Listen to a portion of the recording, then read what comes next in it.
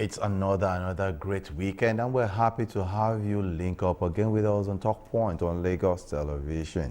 My name is Omololu Rosanwo. Today on Talk Point, our focus will be on the Nigerian youths and the 2023 elections. You know that they make up over 65% of the voters or intending voters in Nigeria, with all the preparations of the Independent National Electoral Commission. They're also supposed to play active role in the participation of the political process. So we're having them talk to us today on Talk Point so that we can know their preparations for that. But before we go any further, let's quickly take our security tips. Then I will introduce my guest in the studio. Please stay tuned.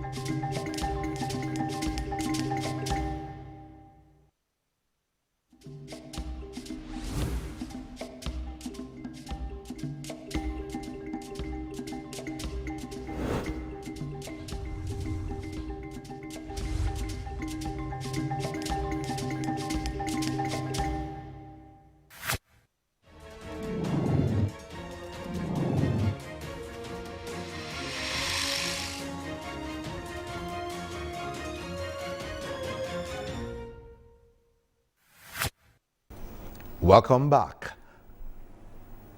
You know that the Independent National Electoral Commission had a registration, continuous voter registration exercise, which started sometime in June last year, and it also ended this year with an extension till July, which makes it 11 months of 13 months rather of registration. Having done that, Nigerians now, we know that they now have about 95 million people that are eligible to actually vote in Nigeria as we speak. And in that figure, we have about 65% of youths which make up that voting population. And that, one way or the other, is what we'll be looking at today. We're looking at the Nigerian youths and their participation in the 2023 polls. We'll take a report, but before that, let me quickly introduce my guest in the studio. I have with me here Lukman Aminu. Is a youth advocate and also a development analyst. Lukman, you're welcome. Yes. Hope we had a wonderful day. Yeah, yes, thank you. Yes, just like I said earlier, with 65% of Nigerian youth make up the voting population now in Nigeria, and of course, the Independent National Electoral Commission is making preparations to ensure that things go the right way. Very recently, the Commission had a logistics meeting with all stakeholders, and of course, we know that there are 18 political parties that will be participating in that process. The INEC met with the Ford Foundation, Action Aid, security agencies, with a view to learning from past experiences so that the 2023 general polls can get better. There is a report that we will play now so that we can also take it from there before I start to engage my guest in the studio. Please stay tuned.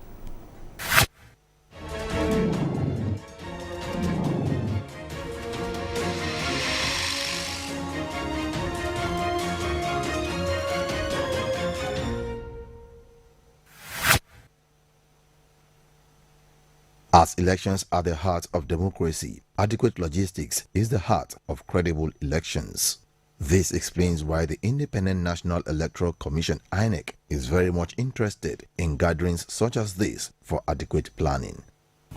The Commission is determined to continuously improve on our processes and procedures in order to give Nigerians a pleasant experience on election day. In achieving this goal, we need the support and partnership of all stakeholders.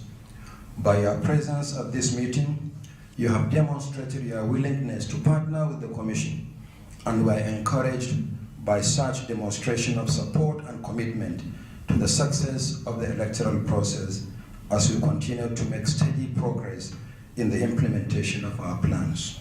The meeting offers the opportunity to review the logistics value chain for INEC, aiming to establish the linkages among the material, planning, procurement, storage, delivery of election materials, and the reverse logistics. Knowing that election logistics constitute a high percentage of INEC's statutory engagement, it becomes imperative to brainstorm on the logistics processes. The task of monitoring logistics, plans, tools, and administration, security for the development, for the deployment and retrieval of election personnel and materials are the crux of election logistics, which must be properly situated in order to have a robust logistic framework for the coming general election. At the event are stakeholders in the electoral process, which includes the Nigeria Police, the Nigerian Navy, the Nigeria Air Force, the Nigeria Immigration Service, the Nigeria Civil Defense Corps, among others.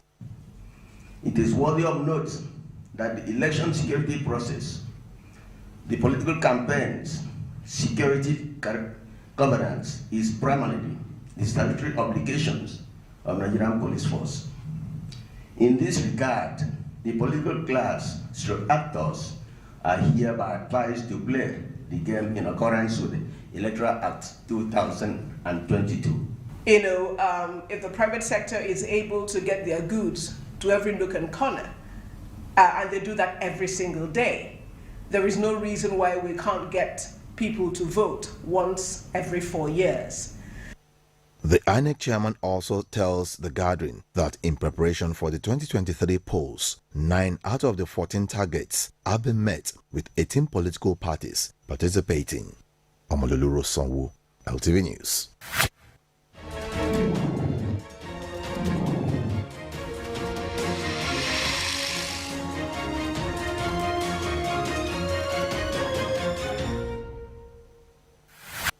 Welcome back.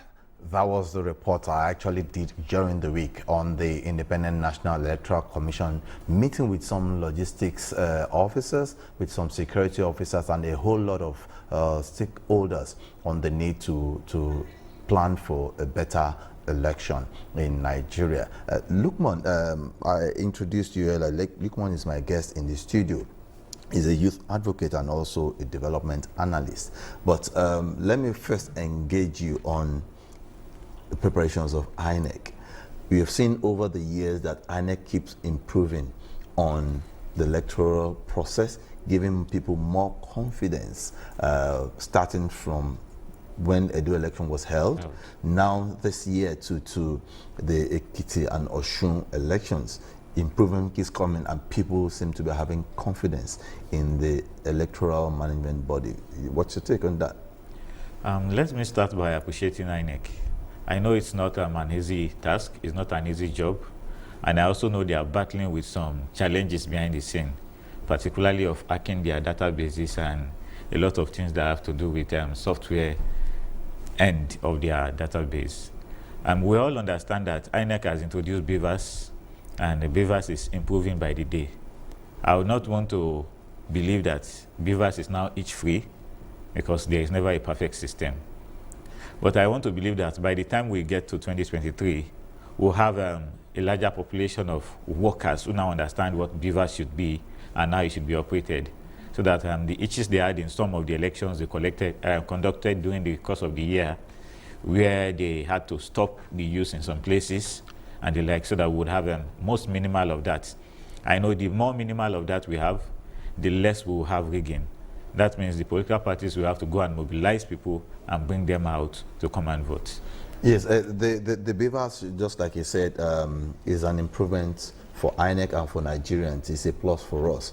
And from that BVAS, INEC has been able to, according to him, INEC, that has been able to remove people that will say they want to vote twice, 3 times in different areas at the various polling units. On BVAS, BVAS is just the implementation part. The most serious part, which I think INEC has not been able to conclusively resolve, is the part of the voters register. INEC also still accepts that in the voters register, we still have instances of one person registering in 2, 3, 4 places. It is when INEC is able to resolve all those issues, and if possible, if I would advise INEC, when you have a voter that has registered in more than one place, for the purpose of removing discrepancy, just note the last place the person registered as his place of registration and eliminate the other ones. And if possible, send a SMS to everybody who has registered that your registration has been updated and this is your particular polling unit, so that whoever is having their new polling units as well, according to what INEC has said, whoever will be going to a new polling unit now knows from an SMS message he or she has received that, yes, I'm going to this particular polling unit. And whoever has registered multiple times, we now understand that all the initial registrations have been cancelled, but the last one, which is the most recent one, will now be the one in which you'll be using to register to vote. So officially that way, such persons understand that, oh, all the ones he think he did for the purpose of illegality has been nullified. And so it's an improvement process, and I'll say it's development in process. It's going to take some time, but if INEC can communicate to the public as fast as possible, stages and time to time, I want to believe by the time we get into 2023, BVAS will be much more efficient and effective, and if possible, their online databases will be working very well. INEC said about 1.1 million people that did double registration, despite warning everybody not to re-register if you have registered before. About 1.1 million has been cancelled. Yes. Then we also got to know that some people actually wanted to test to see if the system would work. So they registered before, they had to go somewhere else to register, but now it may be a double jeopardy for those kind of people because they will not be allowed to vote at all.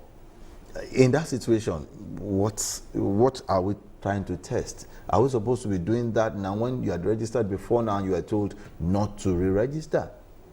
The idea of double registration, I would say, comes in two ways.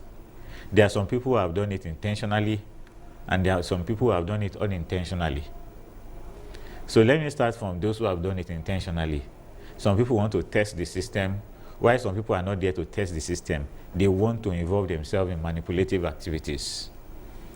However, for those who have done it unintentionally, some people went to register at a particular point, and whether at the point of printing, they told them, oh, our machine has problem, come back tomorrow. And by coming back tomorrow, they registered them again. Things like that, I know, can happen. Okay. Some people had the old voters card, which they just needed to update their details online. But when they got to the registration unit, which they were supposed to help them check, they just started a fresh registration for them. So such people as well will have them on double registration. However, where we just need to understand better, and that is why I want INEC to communicate the populace, is whoever double registration has been nullified needs to be communicated as early as possible, so that those people don't go to the polling unit to create problem on the day of election, claiming they have not seen their name on the voters register. They registered to vote, and they have rights to vote. So you're saying now that INEC must communicate with them, either via mail or by SMS, to say, look, we have noticed double registration in your process, but because of that, it has been cancelled. INEC has the prerogative either to cancel or to give them the last one. Yes. We're not clear on what the 2022 Electoral Act says, but obviously they have been warned that you should not do double registration. Obviously, they've been warned. But my appeal is to INEC is everybody that registered at least must get the message. Oh, your registration was successful. You are voting at polling unit ABC at this place. Oh, you have double registration. For that reason, this decision was taken by the council. So such persons before time already knows what has happened. Then whoever does not receive any message, because I understand that nationally every registered voter at least had dropped a number. Whoever now does not receive any message, there might now be an alternative portal. Okay, check to this portal online. You just put your voter's number, the long number, in with one or two other details, and it comes up with your updates. Okay, this is your status. So that way, we'll even have less people, because I know even in the last election, we have less people going to the wall to look at the voters register. Where is my name? Where is my number? Some people were told they saw their name at a point A, and when they got to point A on that election day, they realized it was not there, it is now at point C. So if INEC can communicate to everybody ahead of elections, send SMS, if possible, once, twice, thrice, update everybody, let them know their status. Whoever wants to go and resolve anything with the council should go to INEC council and go and resolve. Whoever wants to go and resolve at the court should go to their court and go and resolve, while the election or the electoral process continues its own way. So INEC has a responsibility to communicate to the public. They also have a responsibility to educate the public. And I think INEC needs to do more, if possible with the NOA or with the media houses, regular sensitization, if possible weekly. The new rules in the elections, say this rule for 1 week, another rule next week, another rule. If we do that from this time till February, I want to believe everybody, let me say 80% of people will be acquainted with the rules, and that makes it easier for people to even help themselves at the polling unit that, boss, this is the new rule, this is not the rule. You cannot do this, you can do this. And it makes the election much more easier and much more peaceful. Between June 2021 and January 14 of this year, those cleaning that were done by INEC falls within that area. Now, there's every likelihood that between January 15 and July 31st of this year, more people may still be delisted because of double. So we're still going to have more of those things. We're going to have more. So it's very clear now that from what INEC has said, that there will still be more. There will be more because there was, in that period, you still have people that You still have a lot of people. double, so we're expecting that. Then two, another issue is that INEC too has created more polling units. You mentioned something earlier. You said some found their name somewhere and later they couldn't find it somewhere else. Yes, I'm privy to it, and all Nigerians also know that INEC has created more polling units because there were complaints that they should allow them vote closer to their places of abode, or so that may also be a factor. Are you in the same thoughts with me? I don't know. I know that is going to be a factor because I'm creating over 20,000 more polling units. Means that I think for Lagos, I think I had somewhere that it's over 1,000 new polling units. So over 1,000 new polling units, where some polling units are overcrowded and they have to reduce the number of persons at that polling unit to make it easier for elections to be conducted. It's going to also come up with its own challenge. And that is why I am on communicate with the voters, communicate with the public. If voters know that their polling unit has changed from this spot to another spot, they will not mistakenly go to the wrong place when they should be at the right place. Because if that begins to happen on the election day, then you see that more people will be parabolating on the streets, and if possible, there might be more nervousness, and if possible, little coercion on the streets. So that means INEC must be very proactive in that, like using all platforms to say, look, this is where you vote. You are registered. This is how you go where you vote. Okay. Not just the papers we paste on the walls anymore, but this time you can check it on your mobile. This time you are going to receive an SMS. Even if you receive SMS, you can still go and confirm your SMS by checking it on an app, which makes it much more easier. I understand that in so many parts of the country, people now have access to digital devices, and they can easily just put in their registration number or voter's card number, and it pops up. Yeah, some people are not tech savvy, you know. Some so the INEC still says it's going to go around pasting. They still need to paste. They still need to do that. But I understand with what is happening in recent times, especially with the involvement of young people have now begun to help people solve problems. I know some organizations run by young people did a lot of pre-registration for people before they went to their polling, to the INEC office to complete the process.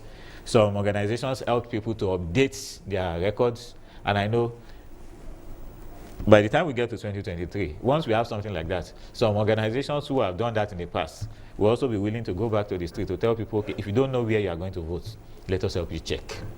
And that way, it's going to be easier. It's not just the job of one person now, but even I can sit from the confines of my office and just say, I don't have time to go there, and just check, okay, this is where I have now been posted to, and I know where I'm going to vote the next day. So it makes it easier, it makes the process easier, and it makes everything much more peaceful. Yes, before we move from that again, INEC has made use of automated biometric information service to detect double registration. You're also tech savvy. You also you know of that system too. Yes. And from what the Lagos Resident Electoral Commissioner Olusegun Agbaje said when he was on air here weeks back, he said that the drop is now witnessed in Lagos, that before now there was over 1 million people yet to collect their voters card.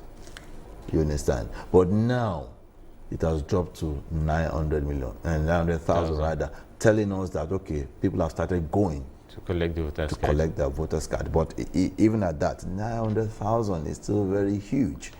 You know, 900,000 is very huge. I will accept that because it's just like the entire voters population of Lagos. If I look at the electoral results, it would look like that to me. So, in actual fact, I know more voters' cards are still being produced, meaning that 900,000 as of today might have become an old figure, and we now have more voters' cards produced yet to be collected. That's the new one. That's the new one. Because the old one is what we're talking about. It's what we are talking about. Yes. So that's why I said the updates we now have in recent times might now make that information even a bit lower. So if we are looking at that, then that means that we'll be projecting an higher number now. Yes, because the voting population in Lagos is about 7 million. Yes, so we are saying now that since they've added additional 500 and something thousand, so we are likely to have more permanent voter cards uncollected. So, and that is why INEC needs to be up and doing. And that is why I keep saying there is need for continuous communication within INEC and the registered voters. If registered voters can receive SMS that your card is now ready, and you can print it up, pick it up at point XYZ. Also, we should try to make the process a bit more easier. I don't know what logistics INEC have put in place for people to collect their cards, but I think if it can be as simple as just thumbprint, and once your thumbprint can be identified, your card can be gotten very easily. No, Not INEC going is to- saying because I've tried to engage INEC on a couple of occasions, even from Abuja and even in Lagos. Lagos. What INEC is saying is that nobody can collect for anybody. You cannot collect by proxy. That you must go there and pick your card at the various offices in the local governments and the INEC for Lagos now, the INEC office in Yaba. That's where you can pick it, and the other local governments across Lagos. You know, for someone like me, and with my experience working with sectors like this in Nigeria, I would say those local governments seems to look as the best places to pick up your voter's card, but at times might not be the best places. How do you mean? If we could remember clearly that sometimes ago, NIMSI had a partnership with some banks Then for the purpose of registration of people's national or NIN number. And I think that partnership worked to an extent. I wouldn't know why the partnership failed towards the tail end. Because it meant in a local government where you just have one local government secretariat, which is 1 point, there were about 20 banks simultaneously in the same local government where you could go in and use the same device. Meaning, if they can decentralize it, so to places that are safe, like banks, for the purpose of collection, and have a desk that, okay, we are going to this bank, XYZ bank, in these locations, for the next 1 month, please come and pick up your card. As you do your online announcement, you do your on-air announcement, you are also doing SMS notifications to people repeatedly. I want to believe within a very short time, once I can get a message that my card is in the next bank close to me, most likely it will be easier for me to walk into the bank and pick it up. Because the truth is, we have to say the truth. Some Nigerians have reservations with even the local government as a structure. So when you tell some people to go to the local government, they are like, local government. But INEC office is in the local government. It doesn't have to do with the main administration of the local government. It's an office within the local government that is controlled by INEC. You know, I get what you are saying, Claire, but we are looking at what is realistic, what is easy, and how will we make it easier for people. I know in the past when I wanted to collect my own voter's card, I spent more than an hour in the local government waiting at the INEC office. There was a long queue. Now, if we decentralize it to safe places, just like I said, we would have shorter queues.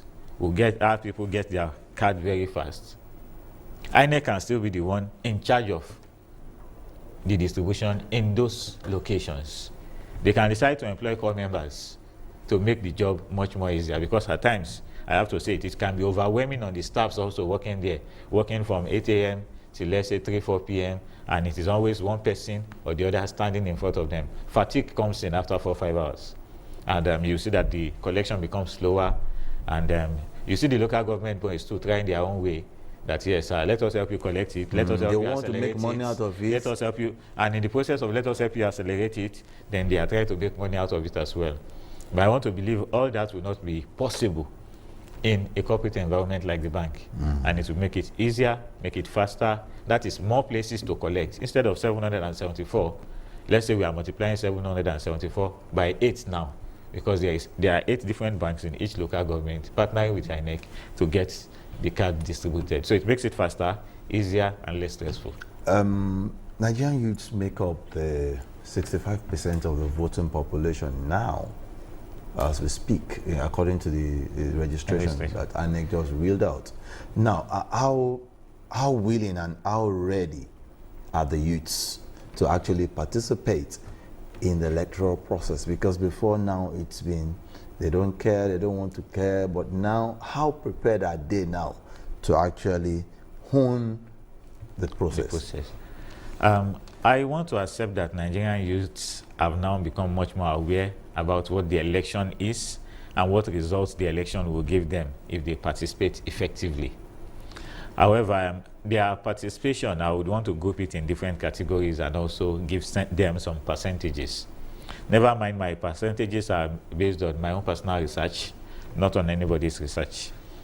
So if we look at register to vote, I'll say Nigerian youths now, we have about 80% of youths who have registered to vote. But willingness to vote, I'll say out of that 80% that have registered to vote, about just 70% or 60% are willing to vote. Because some of them still have the reservations that, fine, we've collected the voter's card, but will they allow me vote? If I vote, will my vote count?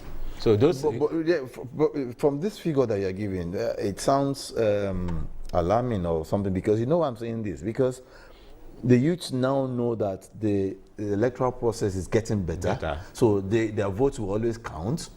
That's why you find them coming out. So how would they now want to express reservations on if they will be allowed to vote when they know that the process is now credible? You know, Nigerian youths are people who like to see results before they believe. And at times, if you wait to see results, an election would have passed before you believe. So by the time you are believing, you are realizing what has passed. So that is the mentality of Nigerian youths. If I want to still look at their participation in the part of putting themselves forward for the purpose of voting, I understand that I can say yes, over 50% of those who have put themselves forward today for the purpose of come and vote for me are youths or are young people. Although many of them belong to parties which are not popular, many of them do not have the finance to start up the electoral process properly, which is the campaign process properly. Even from my understanding, some of them, even online, their presence online is very poor. Some of them do not understand policies of government or how government policies should work. So that's another challenge some of them are battling with behind the scene. So there are different categories, different issues, but we want to believe by, let's say, December this year, 2022, we will know those who will be prominent amongst them and those who will not be prominent amongst them. So I do not want to say anyone is prominent right now, because I understand that the ban for campaign has just been lifted, and it's like everybody is moving as slow as a snail before coming up to show themselves to the populace. So hopefully in the very short future, we will see them engaging more. We will understand what policies they want to bring to the front burner. We will understand what issues they have with the system and they want to bring to the front burner for the purpose of convincing us to go their way. And if possible, we will see those who can be supported if they have a good agenda. So it's election is an open thing. It's not. I even tell people that even if it's a religion is not also rigid. So it's a flexible thing. People will listen to you. People will hear you. It is when they don't hear you, you don't come forward, they don't hear you. That is when you don't complain they didn't vote for you. But if you can come forward, you can make the required noise, put yourself in their face, let them know what you have for them. I'm very sure people would be willing to support you. I like to also say that, you know, it's a known fact that there are 18 political parties, and those 18 political parties are fielding candidates for the presidential election. They're fielding candidates for the National Assembly election, because that's the one that will be taken in February 2023.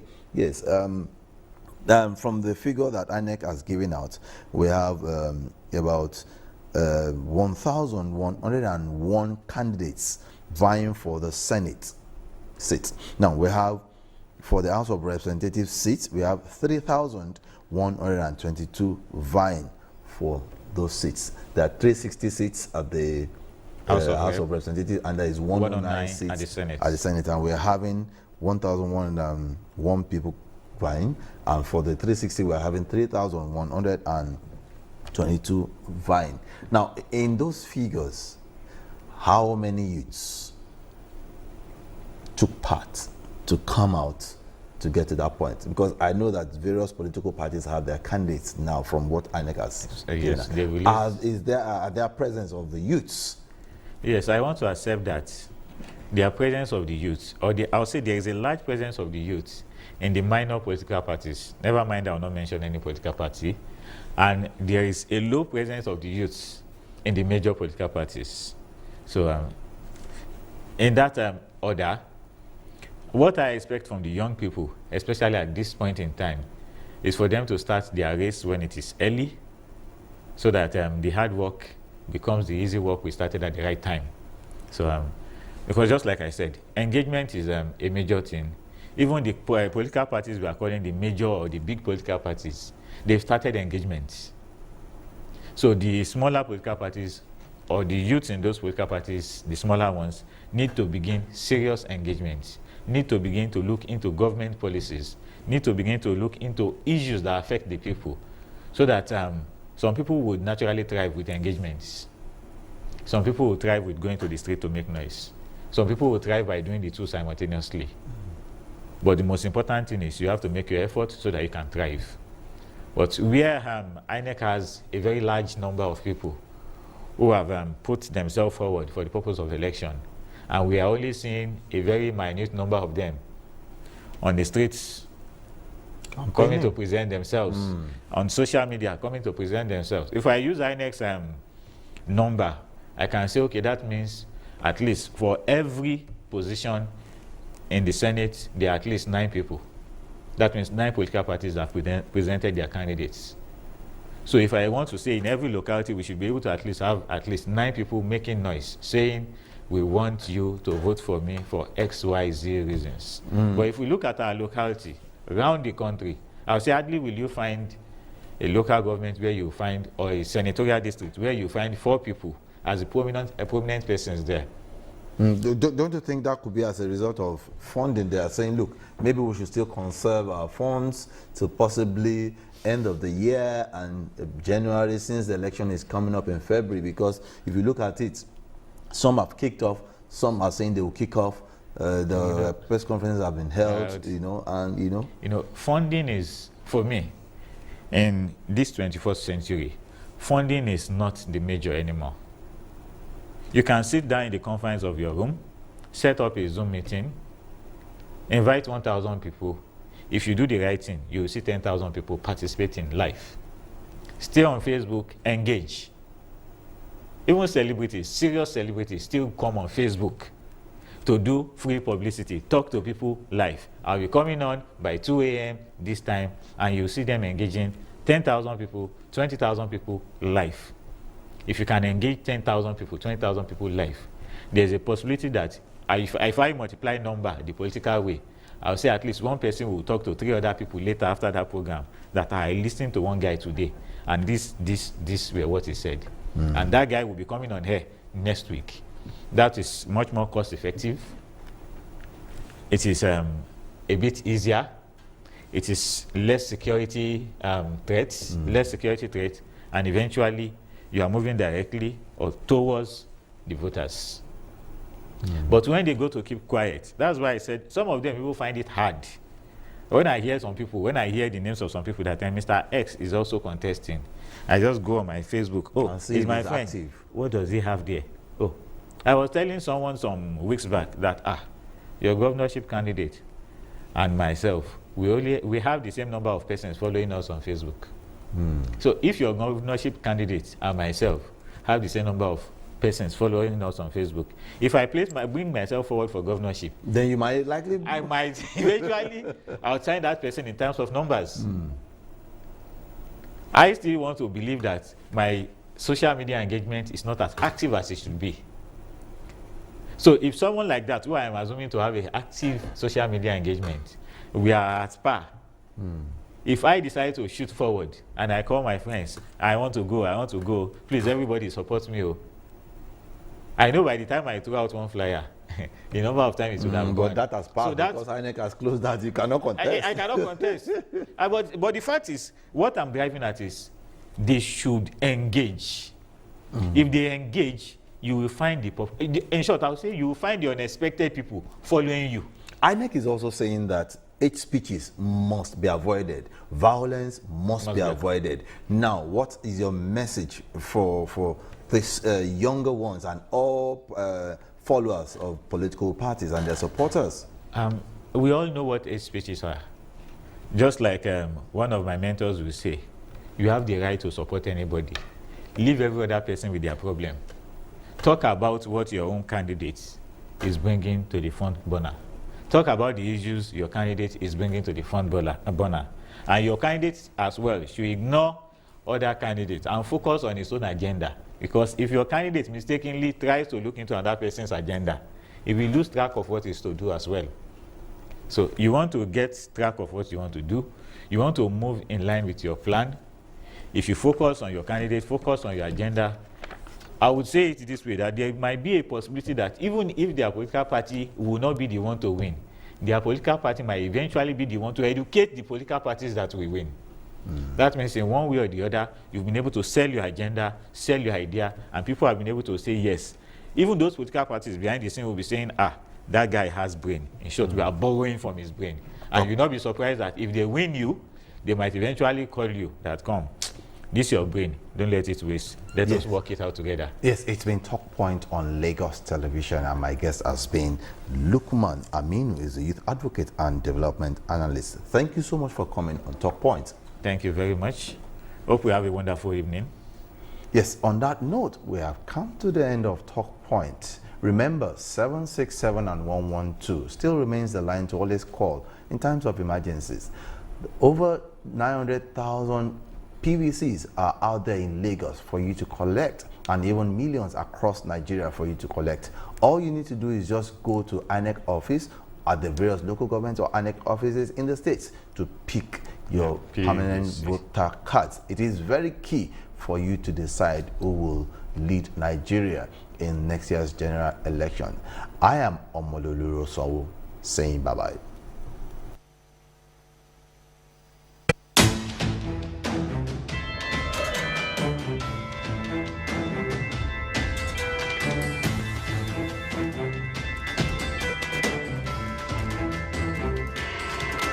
Thank you.